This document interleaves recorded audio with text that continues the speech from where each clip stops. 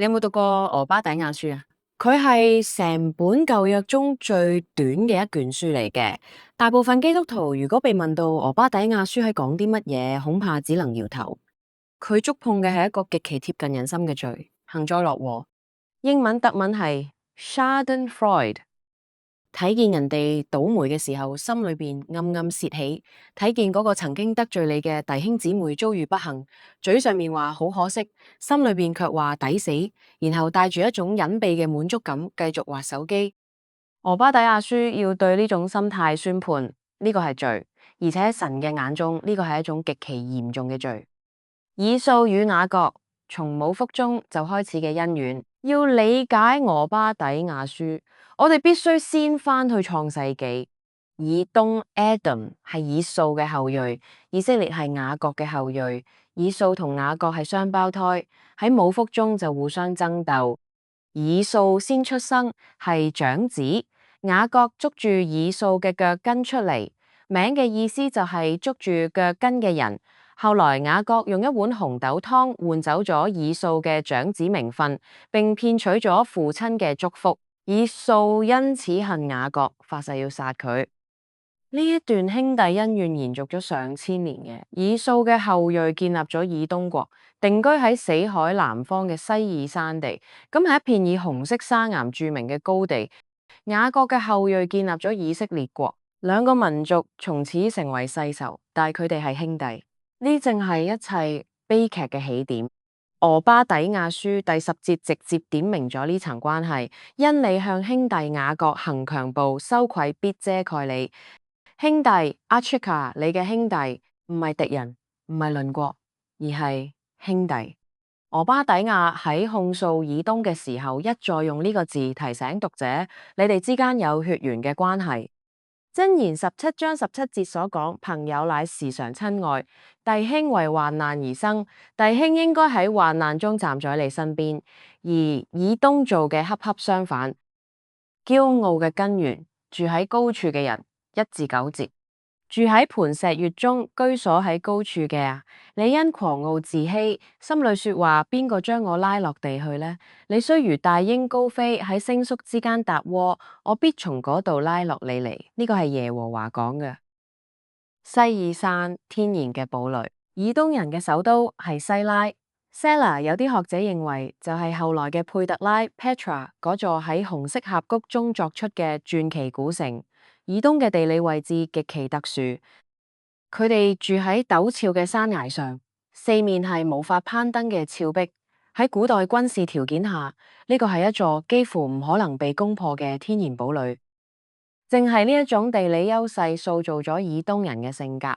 第3節話佢哋因狂傲自欺，希伯來文 Hishi Aka Seden Lebeka， 直譯係你心裏面嘅驕傲欺騙咗你。注意結構。唔係人哋欺騙咗以東，而係以東嘅驕傲欺騙咗以東自己。驕傲係一種自我欺騙，佢俾你以為自己係高高在上噶。鷹巢嘅幻覺，神嘅回應極其有力。你雖如大鷹高飛，喺星宿之間搭窩，我必從嗰度拉下你嚟。Nesher， 鷹係舊約中飛得最高嘅鳥類。以東以為自己係一隻喺星宿之間築巢嘅大鷹，高到冇任何掠食者可以威脅佢。但係神說，即使你飛到星星中間，我嘅手都能夠將你拉落嚟。弟兄姊妹，我哋有冇喺心裏面話，我高高在上，有錢同地位，邊個喐我？但係俄巴底亞話，驕傲係欺騙你，冇任何高度係神嘅手達唔到嘅。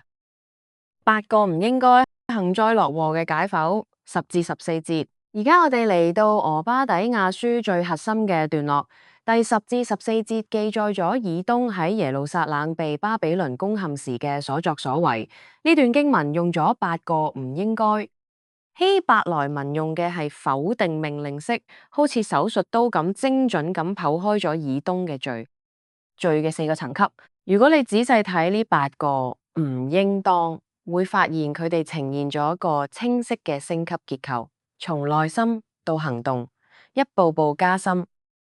第一層，冷眼旁觀，你企喺隔籬觀看你兄弟受苦，你冇出手幫手，但你都冇離開，呢個係最輕嘅罪咩？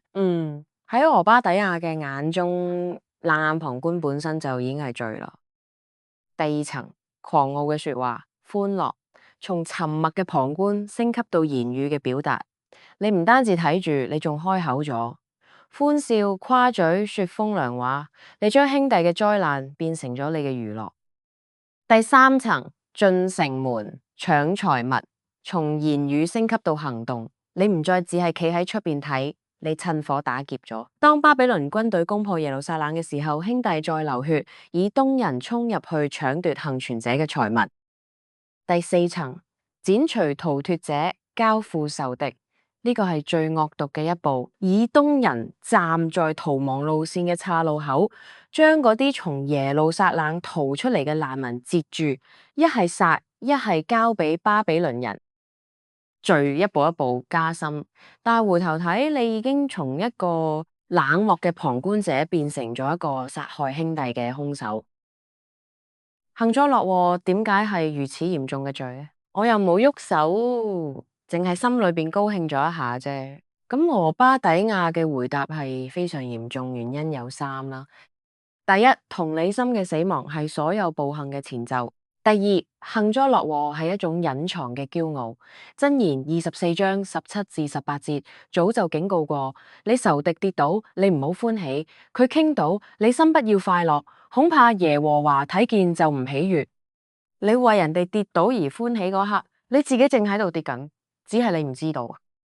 第三，兄弟遭難嘅時候，你唔靜止唔夠，仲拍手叫好，呢比仇敵嘅攻擊更傷人。報應嘅原則，你點樣待人？15節，耶和華降罰嘅日子臨近萬國，你點樣行，佢都必照樣向你行，你嘅報應必歸到你頭上。第15節係全書嘅神學樞紐，希伯來文 Kasher Asita Yisak， 你點樣做都必照樣做喺你身上。呢個同列王紀中歷史重複嘅主題完全一致。巴沙點樣滅咗耶羅波安全家，佢自己個企亦被照樣滅咗。心利點樣殺咗以拉，暗利亦都點樣逼死心利。惡行好似回力鏢咁樣啊，最終翻去施行者嘅頭上。但呢度有一個容易被忽略嘅細微之處。第15節講嘅唔只係以東，而係萬國。耶和華降罰嘅日子臨近萬國。以東只係一個案例，但背後嘅原則係普世性嘅。任何民族、任何個人都要面對同樣嘅審判。那日嘅反覆出現時間嘅神學，讀俄巴底亞書嘅時候呢，有一個詞會不斷撞擊你嘅耳仔。那日 beyond， 從第11節到第14節呢個詞呢出現咗超過10次，去到我哋列出嚟呢，感受一下呢一種密集嘅衝擊。愛人擄掠雅各財物嘅日子，你竟企喺一旁，你都如佢哋中嘅一人。你兄弟遭難嘅日子，猶太人被滅嘅日子，佢哋遭難嘅日子，我民遭災嘅日子，佢哋遭災嘅日子，佢哋遭災嘅日子，佢哋遭難嘅日子。咁書中咧就不斷重複那日，呢個好似一次又一次嘅鐘聲，提醒以東，你以為嗰日過去咗就算咩？神記得你幸災樂禍嘅那日，終將迎來耶和華審判嘅那日。極美嘅盼望，國度歸耶和華。17至21節，喺錫安山必有逃脫嘅人，咁山亦必成聖，雅各家必得原有嘅產業，國度就歸耶和華啦。全書嘅最後4節突然從審判轉向咗盼望，喺宣告咗以東必被毀滅之後，俄巴底亞把鏡頭轉向咗錫安。喺錫安山必有逃脫嘅人 Peleta 逃脫者餘民。喺巴比倫嘅毀滅之後，喺以東嘅背叛之後，錫安唔會永遠荒涼，會有人幸存，會有人翻嚟，聖山呢會再次成聖，被分別出嚟，恢復佢作為神同在之所嘅功能。然之後呢係全書嘅最後5個字，咁亦都係整卷俄巴底亞書最重要嘅5個字，國度就歸耶和華啦。為他亞維係咪 Loka？喺一卷充滿咗審判、背叛、暴力同埋幸災樂禍嘅書裏面，最後一個字係國度 Maloka， 而呢一個國度屬於耶和華。呢個係俄巴底亞書嘅終極答案。無論係不可一世嘅以東，碾壓萬國嘅巴比倫，或者世上一切嘅強權，都以為自己係王，但係最終國度唔屬於任何住喺高處嘅人，國度歸耶和華。呢個亦都終結咗士師記中以色列冇王，各人任意而行嘅悲劇。俄巴底亞宣告耶和華自己要作王。當佢掌權嘅時候，一切嘅驕傲必被拉下，幸災樂禍必受審判，而所有嘅眼淚都將被紀念。結語，你企喺邊度？俄巴底亞書只有21節，但佢向我哋提出咗一個問題：喺人哋遭難嘅日子，你企喺邊？羅馬書12章15節話：與喜樂嘅人要同樂，同哀喊嘅人要同喊。呢句說話咧，聽上嚟簡單，但係做起上嚟咧，極其困難嘅。尤其是當嗰個哀喊嘅人係你唔中意嘅人，曾經傷害過你嘅人啦。但係呢個係福音嘅呼召，唔好淨係愛可愛嘅人，而要愛嗰啲你唔想愛嘅人。唔係喺朋友順利時鼓掌，呢個好容易，而係喺仇敵跌倒嗰陣唔歡呼，呢個先係真正嘅考驗。願我哋都做一個拒絕驕傲同埋幸災樂禍，選擇與哀喊嘅人同喊嘅人，因為到咗最後，國度歸耶和華。願神賜福俾你，也門。我係今日嘅講員，心靈